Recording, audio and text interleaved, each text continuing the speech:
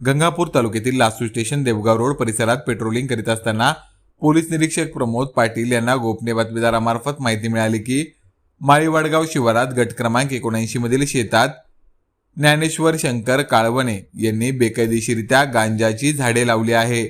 मिळालेल्या माहितीच्या अनुषंगाने त्यांनी उपनिरीक्षक गणेश काळे यांना 2 शासकीय पंच व कृषी अधिकारी यांच्या उपस्थितीत सदर ठिकाणी छापा टाकण्याबाबत निर्देश दिले। छाप्यादरम्यान शेतामध्ये गांजाची 3 झाडे आढळून आली। त्यापैकी एका झाडाचा पाला तोडताना संशयित आरोपी ज्ञानेश्वर शंकर काळवणे हा प्रत्यक्ष मिळून आल्याने त्यास पोलिसांनी ताब्यात घेतले।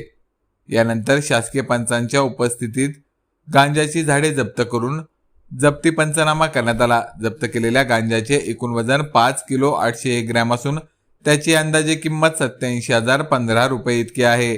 सदरची कारवाई ग्रामीण पोलीस अधीक्षक प्रकाश जाधव, अप्पर पोलीस अधीक्षक प्रशांत स्वामी, उपविभागीय पोलीस अधिकारी डॉक्टर निलेश पालवे यांच्या मार्गदर्शनाखाली निरीक्षक प्रमोद पाटील, उपनिरीक्षक गणेश काळे, हेड कॉन्स्टेबल योगेश हरणे, पोलीस नाईक विनोद बिघोत, पोलीस कॉन्स्टेबल स्वप्नील नरोडे, राजेंद्र निसर्गे, जावेद पटेल, अर्जुन तायडे यांनी संयुक्तरित्या पार पाडली। या प्रकरणात संबंधित आरोपी विरोधात कायदेशीर कारवाई सुरू असून पुढील तपास शिल्लेगाव पोलीस करीत आहेत।